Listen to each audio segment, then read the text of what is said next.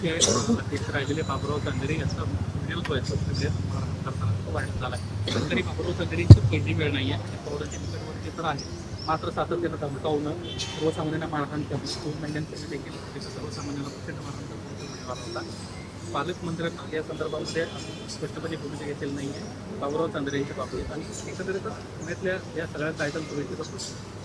इथे येतानाच मी तुमच्या चॅनलवर तुम्हीच केलेली बातमी पाहिली.